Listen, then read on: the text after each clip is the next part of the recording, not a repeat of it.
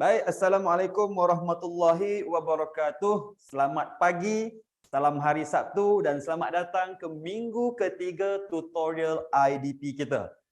So untuk minggu-minggu yang sebelum ni, kita dah ada 2 topik yang kita belajar dan kita dah tutorialkan dan hopefully you faham pembelajaran minggu pertama dan minggu kedua. Minggu ketiga pun patutnya dah sudah, tapi kemungkinan ada yang belum sempat lagi nak settlekan semua benda kan. Dan saya percaya rasanya macam ada assignment untuk minggu ni. Okey. Baik. Sedar tak sedar, 1 minggu je lagi dah nak sebulan dah pun kita punya proses dalam Instructor Development Program. Dan saya mengharapkan instruktor-instruktor, bakal-bakal instruktor depan saya ni akan bersedialah. Kalau gear tu masih lagi gear 1, mungkin dah nak tukar, bagaimana nak pergi laju dah ni. Okay? Sebab things are going to be more important based on the consecutive weeks. Kalau pada minggu pertama, tuan-tuan dan puan-puan, apa yang kita perkenalkan kepada anda adalah kita wujudkan dulu satu rasa keperluan untuk mendidik ataupun berlatih seorang first aider. Kenapa perlu adanya seorang first aider? Kan? Sebab itu yang kita tengok dalam roles and responsibilities. Tugas-tugas dan peranan seperti yang digariskan oleh DOS sebagai contoh. Dan juga secara umum je lah kan, kenapa kena ada orang tolong? Atas sebab kenapa yang kita bincang dalam minggu pertama juga, iaitu kematian. Bila sebut pasal kematian disebabkan oleh kecederaan ataupun disebabkan oleh penyakit, dia bila berlakunya clinical death ni, kita tak boleh nak tunggu sentiasa setiap masa orang perubatan. So sesiapa sahaja yang boleh respon pada waktu itu perlu kita empowerkan mereka. Kan? So siapa yang nak empowerkan orang ni, nak bagi diorang senjata untuk tolong? Of course, tuan-tuan dan puan-puan yang budiman depan saya yang sanggup 3 bulan nak belajar at your own pace by right untuk dapatkan fundamental knowledge before you go and train others lah. Okay, so pada minggu kedua, 2 minggu lepas kita tengok pula kepada sebagai seorang first aider, apakah way of life ataupun way of work yang you boleh buat kan. So you boleh rujuk kepada passion assessment, penilaian pesakit. Sebab tu dalam minggu kedua tu topik tu ada berkenaan dengan macam mana kita nak start bila kita nampak pesakit, tak kisah dia sakit apa. That pesakit boleh jadi mangsa yang cedera, boleh jadi mangsa yang kena serangan jantung ataupun mungkin sakit perut dan sebagainya. Tapi dia punya sequence ni sama je. First kita identify benda yang mengancam nyawa dia dulu dalam primary assessment. And then kita follow dengan history taking, baru kita sentuh. Betul tak? Takkanlah jumpa mangsa dah datang sentuh terus. Kadang-kadang kita pula yang dipersalahkan. Jadi kita tengok dulu inspection. And then baru kita confirmkan dengan kita punya palpation and everything lah. Okay. So untuk minggu yang ketiga, pada saya minggu ni bila saya sediakan konten untuk minggu ni, dia memang menarik lah. Because we are talking about ourselves, our body. Topik ni mungkin kalau orang tak ambil sangat biologi ataupun more pada medical, kita sentuhlah sedikit sebanyak sistem reproduction dekat sekolah dulu dalam sains kan, sistem pernafasan, at least jantung paling kurang lah. So anda tengok dengan lebih jelas sedikit dan saya pilih topik-topik yang perlu untuk anda tahu, yang boleh membantu dengan lebih baik sebagai seorang trainer bila menjelaskan atau bila bagi training kepada you punya partisipan nanti. Okay, baik, tanpa buang masa, mari kita lihat apa yang telah kita belajar. Of course, anda sudah mungkin familiar sekarang dengan 11 sistem yang kita ada dalam badan kita ni lah. Okay, so sistem apa yang kita ada? Kita ada endocrine kan, kita ada integumentary, semua tu. So let's just go summary one by one. Apa itu endocrine? Endocrine sentiasa merujuk kepada kelenjar ataupun hormon. So semua benda yang ada kelenjar yang merembeskan hormon akan tergolong dalam endocrine punya sistem. Contoh pancreas, contoh thyroid kan, benda-benda macam tu. Kita punya enzim untuk digestion semua pun boleh dikirakan masuk dalam ni jugalah. Okey. So yang ni penting sebab ini boleh kata macam chemical yang badan kita hasilkan untuk memastikan fungsi-fungsi sel dan juga organ berjalan dengan baik. Tapi kalau dia sahaja ada tanpa ada organ ataupun sel yang menjalankan tugas tersebut, maka badan takkan boleh ada fungsi juga. So all these 11 system is connected with each other to provide one single function body lah. Kemudian kita lihat kepada yang kedua itu respiratory. So respiratory seperti namanya respire, meaning to say to breathe and breathe out, untuk bernafas lah kan. So dia terlibat dengan lower respiratory tract dengan upper respiratory tract. Paru-paru, kerongkong kan, itu semua adalah lower part.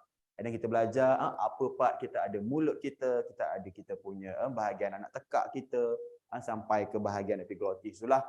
So itu adalah bahagian-bahagian yang sebenarnya kalau ada masalah akan jadi punca kematian. Okay, dalam banyak-banyak ni lah yang kita akan tackle sebagai seorang first aider, most of the time bila jumpa mangsa, you nak maintain respiratory system kepada yang paling mantap sekali. And so that's why we focus on two systems. In fact, dalam DOSH punya guideline, antara topik-topik cadangan yang perlu kena ada apabila you train untuk kompetensi punya first aider nanti adalah anatomy of cardiovascular system dan juga anatomy kepada respiratory system. Okay? So, having talking about respiratory system, kita kena cakap pasal kawan dia belah sana, iaitu cardiovascular system. Cardiovascular senang je kalau kita nak faham apa maksud dia. Cardio adalah jantung, vascular adalah vessel ataupun dia punya piping dia, saluran darah. Kan? So saluran darah ada masalah, jantung tak boleh buat fungsi dengan baik. Kan? Jantung tidak berfungsi dengan baik, saluran darah ada cantik pun dan dia macam tak ada guna. So that's why it's a collection of system sekali lah. Okay? Baik. So dua ni sangat penting, yang kalau merah ni kebetulan warna merah. Kita tengok atas sedikit di belah sana, iaitu nervous system consists of our brain's function as well as all of other nervous system yang kita ada.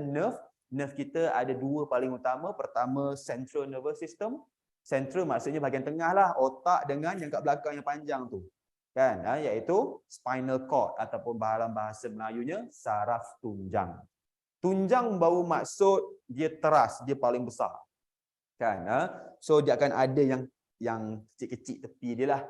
So itu adalah peripheral nervous system, kan? Bahagian tepi-tepi punya. Yang macam sentuhan, tangan, semua tu, itu pun terlibat dalam satu sistem yang dipanggil nervous system.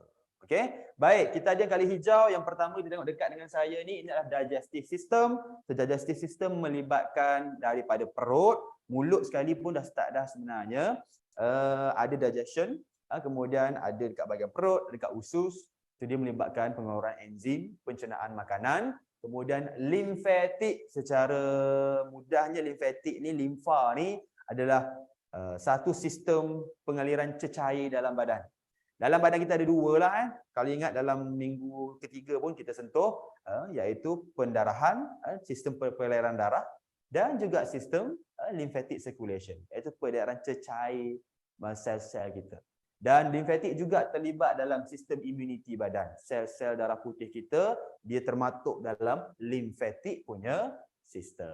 And then we go further down, kita ada reproductive kat sini, iaitu macam mana kita membiak. Tak perlu saya nak cerita dengan lebih panjang lanjut. Kita ada urinary, itu sistem perkumuhan kita untuk mengeluarkan lebihan-lebihan cecair, kan? Lebihan-lebihan garam galian yang tak perlu banyak sangat, maka durian banyak sangat kena keluarkanlah. Kan, potasium. So itu urinary system. Dan tiga lagi, kita ada color kuning tu integumentary. Integumentary membawa maksud kulit kita. So sistem kulit, dan kita ada skeletal, sistem sokongan dan juga sistem rangka kita, tulang. Dan last sekali, tulang kalau tak ada muscle, tak jalan lah. Kan? So dia kena, dua ni sebenarnya macam satu sistem yang samalah dengan skeletal tu. So ini adalah ke-11 sistem yang ada dalam badan yang membuat kerja dia masing-masing, dan bila collectively dia bergabung, dia akan membuatkan satu fungsi badan yang baik. Salah satu ada masalah, dia akan mula efek yang lain. Tapi kalau nak faham semua benda ni, I don't think it's wise to do so untuk kita sebagai seorang instructor. Further going in this field, then you boleh faham sikit-sikit. Tapi paling utama, at least kena faham respiratory dengan cardiovascular. So on that note, kalau you nak baca lebih, kan, nak faham bagaimana sistem jantung, macam kita bincangkan dalam minggu yang ketiga, Contoh kardiovaskular, pulmonary, systemic kan. Darah tu sebenarnya mengalir macam mana. Tahulah sikit sebanyak. Kalau nak tahu yang tu, pada saya okey. Kan? Kalau nak tahu paru-paru macam mana tu, okey sikit. Tapi yang lain-lain tu mungkin tak perlu sangat. You master yang dua tu baru you pergi kepada yang lain. Okay? Baik. So itu adalah sistem. Setelah kita tahu sistem, kita kena tahu juga sikit siapa yang memainkan peranan dalam sistem tersebut. Kan? So ada satu sistem kan, dalam tu kenalah ada dia punya player dia. So player dia melibatkan organ-organ. Baik, so ini adalah organ-organ. Cantik je organ kita ni, sihat walafiat ni. So quickly yang kali hitam ni, kita punya paru-paru, bukan kali hitam saja dia buat supaya kita nampak. Kemudian tengah-tengah your beating heart. Kan? Besar ni boleh pump terus ni. Okey, baik. So heart memang located in between the lungs. Alright. Kemudian kita pergi pada bawah yang besar ni, cantik comel ni. Apakah ia? Ini adalah hati. Betul tak? Liver. So remember, you take my heart kan dalam bahasa Inggeris. But heart is actually macam jantung tu lah. So dia interchangeable cara guna tu lah. Liver. Liver kita agak besar dan dekat dengan liver yang color kuning ni, I percaya color kuning tu. Alright, this is the gallbladder. Apa itu gallbladder? Pundi hempedu yang mengeluarkan cecair hempedu yang sangat pahit. Dah kenapa pula kena ada benda-benda pahit dalam badan kita ni? Atas sebab hempedu ni penting. Dia akan mencernakan lemak. Kalau awak tak ada hempedu, pundi hempedu semua dah buang, ataupun hempedu tak dapat dikeluarkan, dan you akan tengok nak flush susah. Kan, cuba flush tak tenggelam you punya submarine tu. Okey, atas sebab dia jadi agak ringan disebabkan lemak-lemak yang berada dalam campuran najis tersebut. Okey? Baik, di hujung sana jarang sikit kita kenal biasanya yang ini adalah kita punya part of lymphatic system lah, iaitu spleen. Spleen ni dia macam adik-beradik tiri dengan liver lah. Cuma dia punya fungsi, dia boleh jadi reservoir untuk darah. Dia ada simpan darah sikit. Kalau kita berdarah dengan banyak kan, dia akan keluarkan darah tu untuk terus backup sekejap. Tapi antara fungsi lain dia juga tempat untuk immunity kita jalan semualah. Okay? Dan di antara hati dan juga limpa akan adalah kita punya perut yang kita sayang. Kan? Siapa tak sayang perut? Okay? Tapi perut kita ni dia berotot. Dia boleh membesar, boleh kecil. Kan? Kerja dia memang untuk mencernakan hari-hari ni. Ini mesen bakar kita ni. Kemudian daripada sinilah baru dia pergi ke usus besar ke usus kecil. Kan? Kalau by now you tak tahu dia pergi ke usus mana dulu, awak kena buka tengok. Okay? Dia ke usus kecil dahulu. Duodenum, jejunum dengan ileum. Nama dia lah. Not orang kata important untuk kita ajar kepada partisipan kita, tapi as instructor I perkenalkan you lah. Daripada usus kecil dia jalan-jalan baru datang ke belah kanan badan. Ini permulaan usus besar, large intestine ataupun panggil colon. Alright. So yang you nampak cenonek terkeluar ni kan, inilah appendix. So appendix belah kanan. Okay. Kemudian dia naik atas, ascending colon, transverse colon dengan descending colon before dia pergi pada bahagian rectum kat sini, kemudian perut anus lah. Kan, keluar. Itu perjalanan dari segi organ. Ini organ-organ yang penting. So kita ada buah pinggang sepatutnya lebih kurang kat sini, tapi tak ada dalam gambar ni buah pinggang. Kalau ada uterus akan duduk dekat bahagian sini untuk orang perempuan. Okay? So mengenali organ akan boleh bagi tahu kita the chance ataupun bukan chance lah, the probability sama tu kan, yang organ mana yang boleh cedera. So maksudnya kalau mangsa terlibat dalam kemalangan, impak yang besar, adakah boleh jadi serius kecederaan tersebut seandainya terkena pada bahagian-bahagian organ yang penting. Contohnya macam hati kan, jantung dan paru-paru. So, kita tengok kalau bahagian atas tu okey, itu bahaya sedikit. Bahagian bawah tu boleh juga kena saluran darah yang besar menyebabkan kematian, tapi dia takkanlah immediately mati most of the time kan. So kita boleh buat anggaran sikit sebanyak. Sebagai seorang peserta kita kena tahu kita nak buat anggaran adakah mangsa akan jadi lebih teruk ataupun tidak. So nak buat anggaran kena ada orang kata underlying punya knowledge lah, betul tak? Okay, so salah satunya untuk first aid adalah mengetahui kedudukan organ. Okay, baik. So kalau boleh cuba-cubalah pandai-pandai lukis sikit, sebab mungkin dalam kelas you nak lukis gambar organ, jantung, bentuk paru-paru kan. Tak naklah lukis gambar petak. Petak je kerjanya. Tu pun belum tentu lagi saiznya betul. Petak kecil je dalam badan. Okey? Macam kena COVID 50 kali. Okey, baik. Setelah kamu tahu pasal organ tadi, saya rasa penting untuk kamu kenal benda bercolour merah ni. Ini bukan rambut palsu, ini adalah what we call as diaphragm. Macam nama yang tertulis kat sini lah. Okay. So apa itu diaphragm? Diaphragm is a dome shape, berbentuk kubah. Apa yang berbentuk kubah itu? Is a skeletal muscle. Dia adalah satu jenis otot yang sebenarnya memang kerja dia boleh meregang dan mengecut. So bentuk dia macam ni, apa yang berada di atas daripada lengkungan. Kalau dia tengok cara duduk dalam badan, lebih kurang macam tu. Yang berada di atas diaphragm, semua yang berada dalam thoracic cavity ataupun rangka dada kita, ruangan dada, iaitu hanya paru-paru dan juga jantung. Dua organ tu sahaja. Kenapa dua ni? Dua ni paling utama. Jadi dapat special sikit, kasta tinggi sikit. Alright. Kasta-kasta rendah, semua duduk bahagian bawah daripada diaphragm. Semua bermula daripada hati, limpa, perut dan yang sebawah. So dua kompartmen lah kalau ikutkan, satu kat sini, satu dekat sini kan. So kompartmen mana yang lebih kritikal untuk sentiasa ditutup supaya tidak luka, tidak pecah adalah yang bahagian atas. Atas sebab bahagian situ dia menempatkan paru-paru yang kawal pernafasan. So kalau adanya terbuka ruangan tersebut, maka akan ada problem dari segi pressure. So bila pressure tu tak dapat nak kontrol, pernafasan mungkin akan terganggu. So kalau berlaku masalah dekat sini, atas tu bahaya sedikit. Yang bawah okey sedikit. Dan nanti kita akan belajar satu topik berkenaan dengan foreign body airway obstruction, meaning to say tercekik. Tercekik pada saluran pernafasan. Dan salah satu teknik yang berkesan untuk mengeluarkan benda tercekik adalah dengan membuat Heimlich maneuver, iaitu abdominal thrust. Dan apa itu abdominal thrust? It's just a thrust to the abdomen punya region, tapi we are trying to aim untuk kenakan pada bahagian diaphragm. Inilah diaphragm tersebut.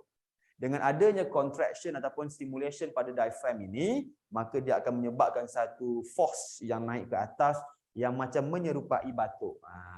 Nanti kita bincang lebih lanjut. Okay? So, kita perkenalkan dulu sikit sebanyak pasal benda itu tersendirilah. Okay. Baik, so untuk minggu yang ketiga, setelah kita kenal apa itu sistem dalam badan dan anda tahu apa itu organ-organ, dan kita lihat apakah masalah-masalah yang boleh berlaku disebabkan problem yang ada dalam organ-organ inilah. Tak semua kita discuss atas sebab kalau you tahu semua sekalipun, tak banyak benda yang first aider boleh buat. Yang first aider boleh buat adalah beberapa perkara yang kita bincangkan sendiri dalam minggu yang ketiga. Tapi dalam training kita nanti, bila you train kepada participant untuk standard training 2 hari yang you akan buat tu, you takkan cover semua pun sampai sawan semua tu, so jangan risaulah. Okay, so 4 yang kita pilih biasanya berkenaan dengan heart attack, cardiac arrest, kita ada asma dan juga stroke. Dan kenapa 4 ni? Betul tak? Katakanlah awak tak suka sebenarnya belajar pasal stroke ni, awak nak belajar more kepada sakit nak beranak dan appendix je kan. Sebab yang tu dia tak banyak membunuh orang. Yang kita pilih berdasarkan lebih kepada statistik cause of death lah. Ini adalah perangkaan kematian yang berlaku di Malaysia berdasarkan kepada setiap tahun rakyat kita mati disebabkan apa.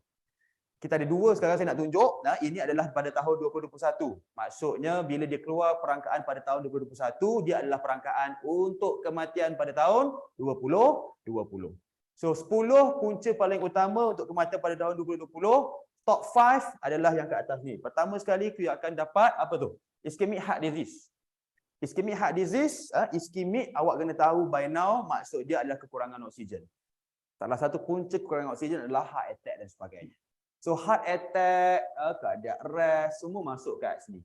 Kan? 17% rakyat negara kita bila yang meninggal pada tahun 2020 adalah disebabkan oleh masalah jantung. Dan 17% daripada kematian ini sebenarnya berapa ramai? Itu dia.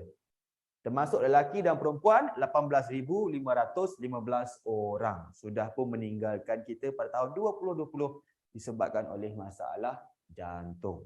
Dan kalau kita lihat sejarah statistik negara kita, setiap tahun sejak dibuat mula buat perangkaan ini dengan baik, tak silap saya 2008 dulu dah start ada dah, nombor satu mesti jantung.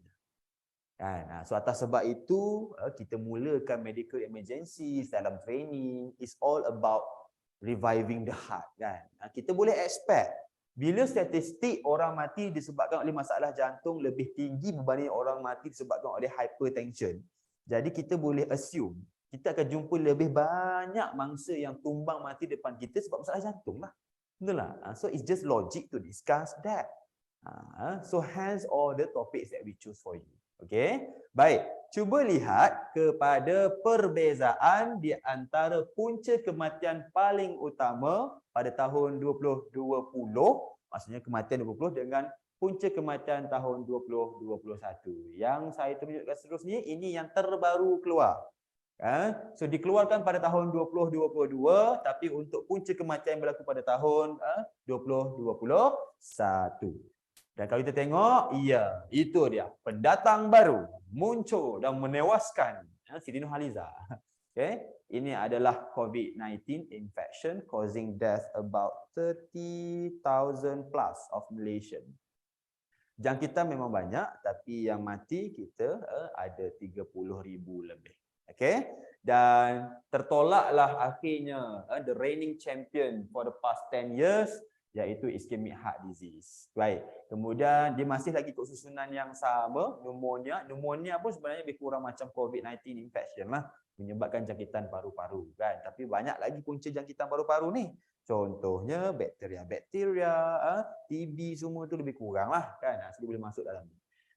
Dan kita ada stroke di tangga yang keempat. Tahun 2020 dia di tangga yang ketiga. Kemalangan jalan raya, Malangnya masih lagi menduduki tempat 5 terbaik. So kita memang suka benar mati atas jalan raya. So kan? So kita kena buat sesuatu lah.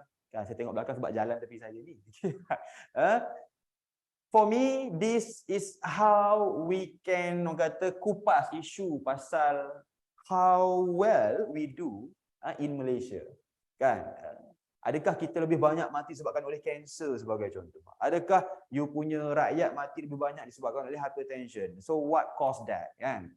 So boleh lihat ini sentiasa sebagai seorang instructor dalam first aid dan juga emergency care untuk bantu anda consolidate lagi dari segi explanation dan juga ilmu. Baik. Kalau kita tengok sini untuk heart punya problem ni 13.7%. Betul tak? Berbanding dengan tahun sebelumnya iaitu 17%.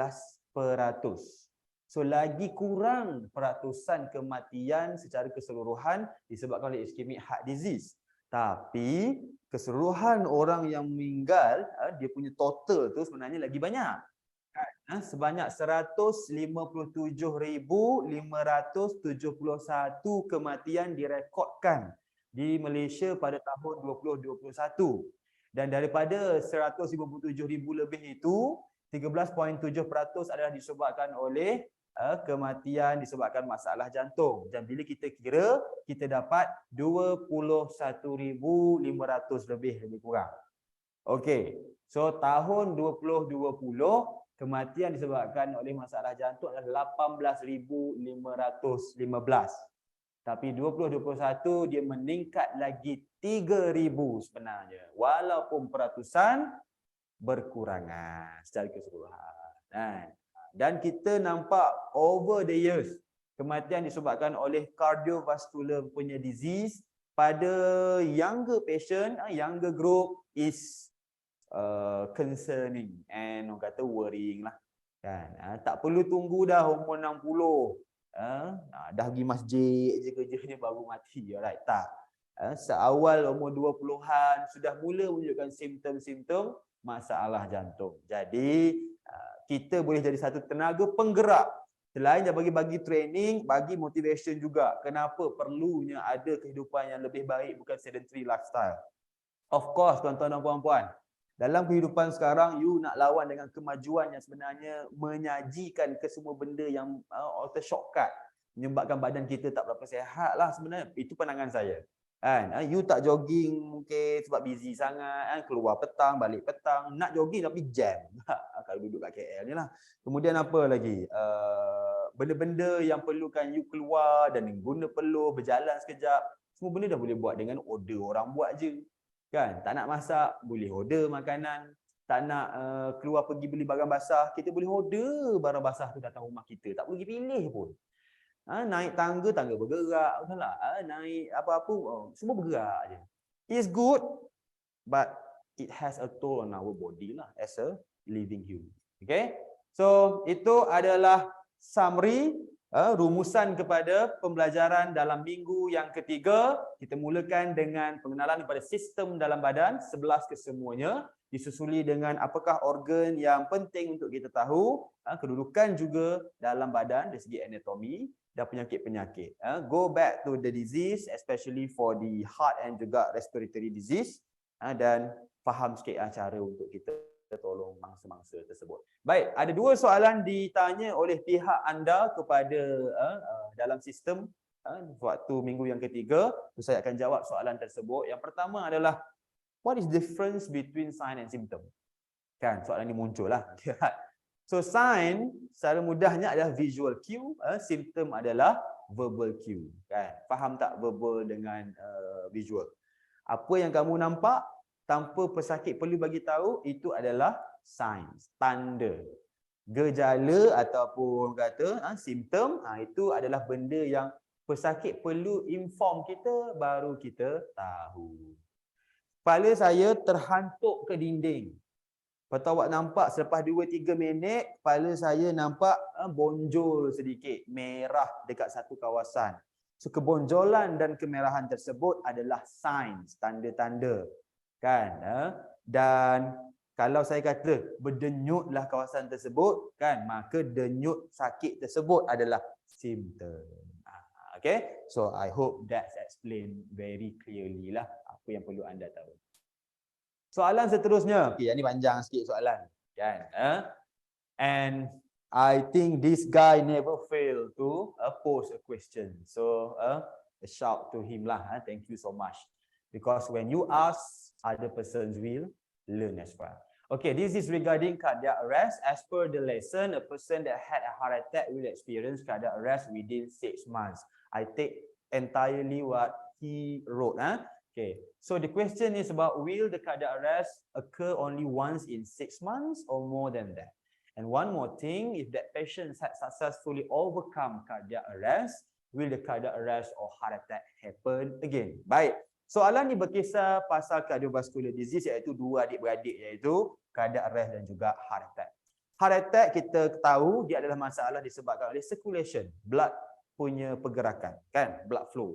Kemudian cardiac arrest adalah masalah disebabkan oleh electricity.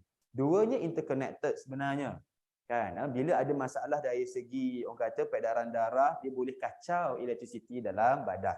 Okey, kalau saya ingat sebetulnya apa yang kita letak dalam konten minggu ketiga bila saya cerita berkenaan dengan cardiac arrest, I mention that those yang dapat heart attack ataupun myocardial infarction, to be exact dalam term medical, dalam masa 6 bulan ada a higher risk to develop cardiac arrest berbanding dengan orang lain. Then over 1 year, when the 1 year pass, ni secara roughly lah, most of the time quote dia macam tu, setelah setahun heart attack itu berlalu, maka dia punya risiko itu dia dah hilang sama sekali, dia dah sama macam orang lain.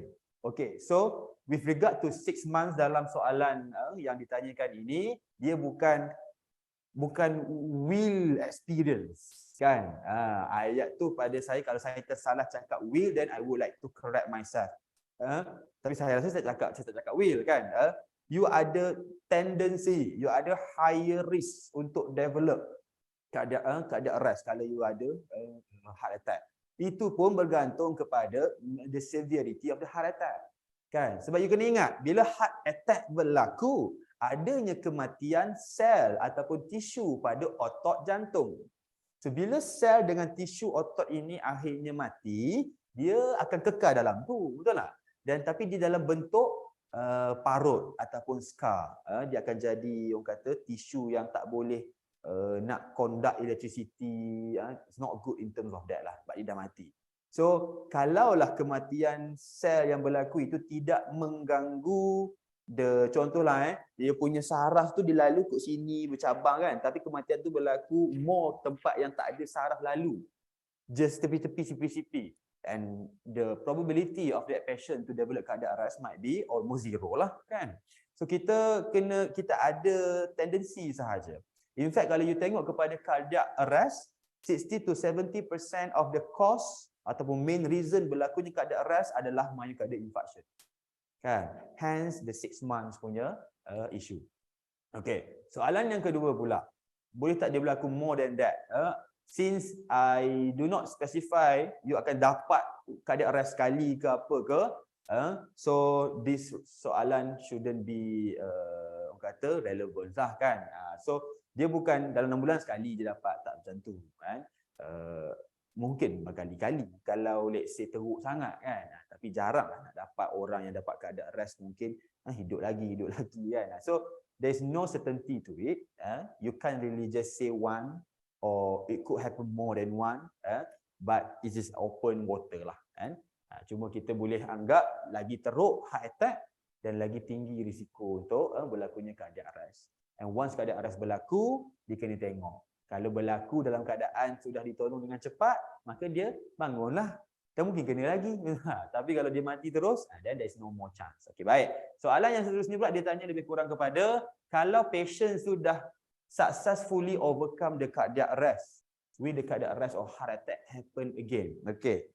Let's take it into this kind of perspective. Kalau dia dah pun katakanlah dah habis tempoh lebih kurang kita assume dalam setahun tak ada cardiac arrest kan, lepas heart attack tu, and then dia punya heart attack juga kita dah rawat dengan baik, tak ada lagi blockage dekat saluran-saluran darah yang lain, maka dia punya risk akan kurang lah kan. It's all about adakah dia masih mempunyai risk factor yang menyebabkan berlakunya heart attack. Kalau masih ada, contohnya dalam saluran darah, dalam darah kita, dalam jantung kita ada saluran darah yang banyak dekat jantung. Yang pertama dah pun block, berarti menyebabkan heart attack hari tu. Tapi yang kedua dan ketiga, sebenarnya ada lagi sedang membentuk satu sumbatan juga dan belum di-tackle. Tak masukkan stenting kan. Dia punya lifestyle dia tak ubah, makin kecil juga jadinya dia punya penyempitan. Dan you punya heart attack punya risiko untuk berlaku lagi akan ada lah.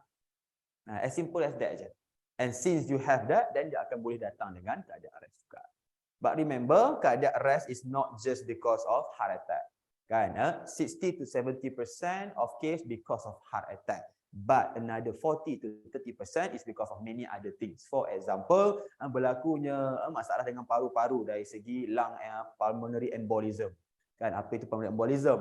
Ada satu blood clotting berlaku dalam paru-paru, menyebabkan paru-paru tak dapat nak bernafas, tak dapat berfungsi dengan baik. Orang tu akan memang sesak nafas yang boleh mematikan. Dan bila dia tak bernafas dengan baik, oksigen secara drastiknya akan turun dalam badan dia. So jantung bila tak dapat, mungkin akan dapat cardiac arrest pada waktu tersebut. Ataupun contoh-contoh lain menyebabkan cardiac arrest adalah imbalance, significant imbalance of your electrolyte. Kan, potassium, garam-garam dalam badan tak berapa seimbang. Kenapa tak seimbang? So many causes juga. Antara yang paling banyak mungkin drug overuse and overdose. Kan? So these are all causes. Kan? So kalaulah orang tu heart attack, dia dah okey, tapi dia pula ada mengamalkan benda-benda yang pelik-pelik macam tu, dan risiko untuk cardiac arrest tu masih ada. To put in a nutshell, once you have heart attack, you may have a higher tendency of developing cardiac arrest within 6 months, and then it might go until zero afterwards, depleting if more than 1 year post heart attack. How much will you get within that range of high risk getting cardiac arrest tu? We cannot say for sure. And once you overcome, you treat, you control, you just reduce the risk of developing heart attack as well as cardiac arrest. Okay, baik. So, harapnya memberikan jawapan dan kepuasan kepada yang bertanya. Seandainya ada lagi masalah dan juga persoalan, boleh utarakan kepada pihak kami di ESAT untuk kita terus cerita pasal benda tersebut, kan? Ataupun kalau teringat, tanyalah minggu selepas pun tak ada masalah. I can. Tapi don't forget to do your weekly study and drop the question. Because this Saturday tutorial is meant to be as orang kata as quick as possible, kan? Kita summarize and then I entertain your question yang you masih ada doubt bila you dah buat study, you dah buat assignment dan you dah buat pun assessment. Tapi ada benda lagi yang tak faham, maka boleh tanya dan kita lengkapkan orang kata minggu tersebut once and for all. Tapi when dia sebenarnya tak tengok lagi video mungkin, tak pun assessment pun tak buat lagi. So you tanya kan, dan tak lepas tu tak tanya juga kat situ. Saya takut dia sebenarnya tak sampai nanti. Tak habis-habis lagi you punya isu berkenaan dengan soalan tersebut lah. Okay, so again as a reminder, do not wait until too late before you complete all of your weekly study. Try your best, find 30 minutes a day for example, just to go through it. Okay, and any problem always bagi tahu kepada you punya consultant ataupun sesiapa sahaja yang boleh reach out daripada ESAT. Thank you so much. Jumpa lagi untuk minggu yang seterusnya.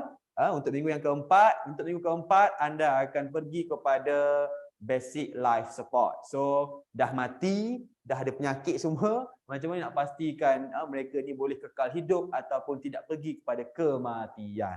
So, CPR is the next topic in-house. Alright? So, selamat maju jaya. Enjoy your weekend. And I think cuti sekolah juga kan, mungkin ada nak ke sana kemari. Jaga diri tuan-tuan dan puan-puan. Jumpa lagi. Assalamualaikum warahmatullahi wabarakatuh.